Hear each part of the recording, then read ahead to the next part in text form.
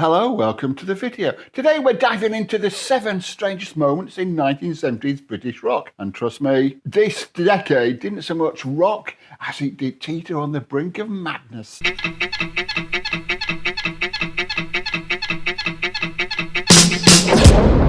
And number 1 is Arthur Brown, Fire. You're gonna burn! Our first stop is Palermo, Sicily, in the summer of 1970. The Palermo Pop Festival, to be exact.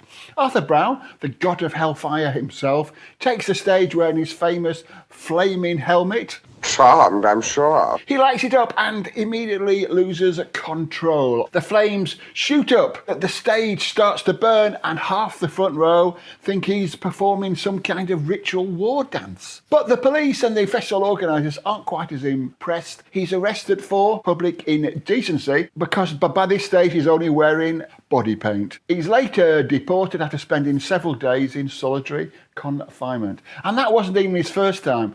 In the summer of 1967 at the Windsor Rock Festival, he set fire to the stage yet again, and there were loads of music venues back then where he performed with this stupid thing where he set fire to, he said it was all like fed in his helmet. I can't think, methane was it? Something like that. And basically, a lot of places with lower ceilings banned him from ever appearing there again. So that's Arthur Brown.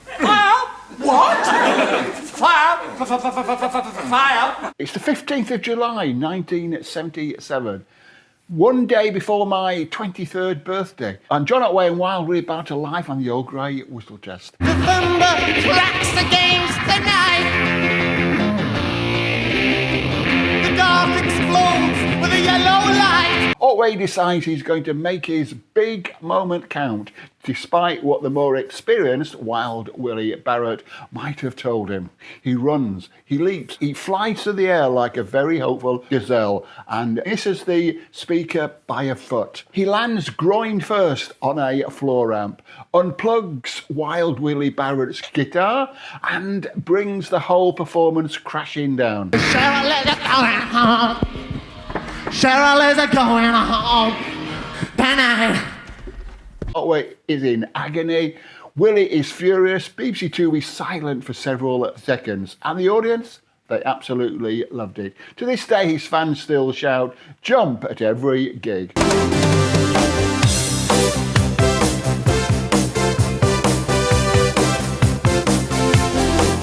At this point, can I just say that if you're not already subscribed, it will possibly save many thousands of lives if you just press that subscribe button. And if you like this video, please like it. And maybe share it with people you know who you think may be mad enough to enjoy what I do. And comment, let me know what you think. Now we reach a darker but no less ludicrous moment, but one that shows just what a chaotic decade it really was back in the 1970s. On January the 4th, 1970, outside the Red Lion pub in Hattersley near Stockport, Keith Moon's Bentley is surrounded by a crowd of mods. His chauffeur, Neil Boland, steps out to calm things down, and in the confusion he's knocked to the ground. Moon, panicking, never the world's safest driver, tries to inch the Bentley away from the trouble and accidentally runs over Boland, killing him in the process. Later on, Moon was cleared of manslaughter because it was genuinely an accident, but he was never the same again. It's just a sobering reminder that behind the wild stories there were real people getting caught in the chaos. And even today, more people are killed by drunk drivers every year than are stabbed or shot on Britain's streets. And number 4 is Roy Harper, battling his audiences, not once but twice in 1 year.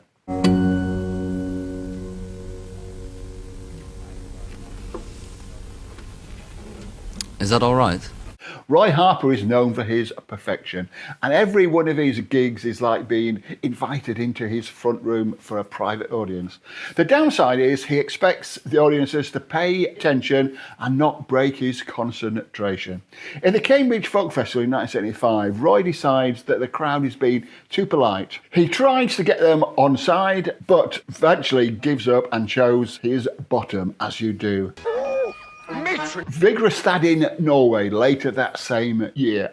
And apologies if that's not how it's pronounced. Roy walks on stage with an acoustic guitar. Unfortunately, the room is full of young people who are full of moonshine and want a dance band. Roy is the supporting act to what is known as I don't know, there's some sort of dance thing going on. And the audience are not impressed, so Roy decides to give them an explosion of feedback on his song, The Game. The audience responds instantly by chanting in perfectly and only slightly slurred English, "Roy Harper, go home." Brutal, but iconic. Now let's look at number 5. Lemmy gets fired for having the wrong drugs. Yes, really, well, kind of.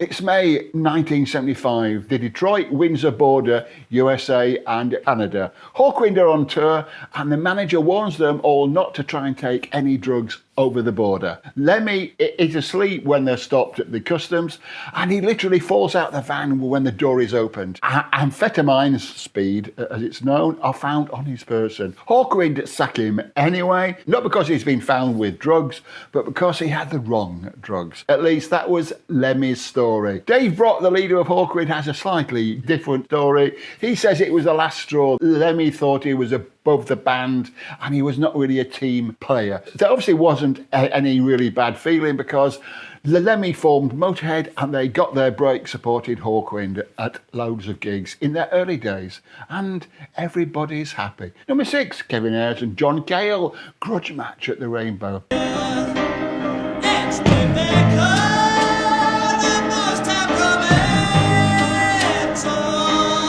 This one is pure rock and roll theatre.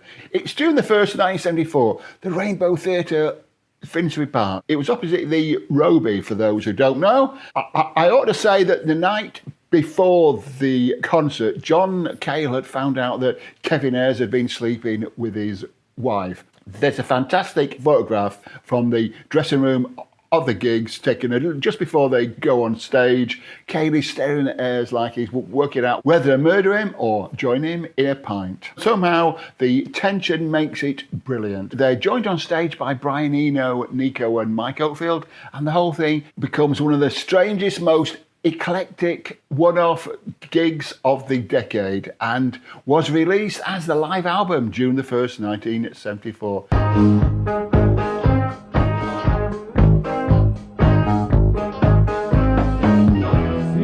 And finally, Led Zeppelin.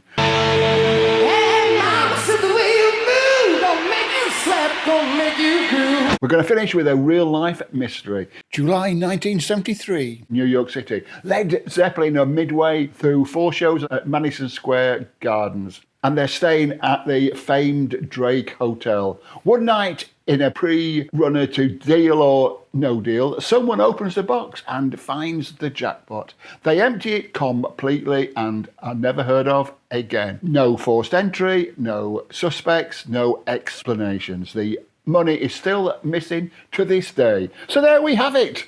There were 7 moments that proved the 1970s weren't just loud, they were utterly unhinged. If you enjoyed this trip through rock's strangest decade, give the video a like, subscribe if you haven't already, and I'll see you next time. Maybe you should watch this video next. Cheers, goodbye.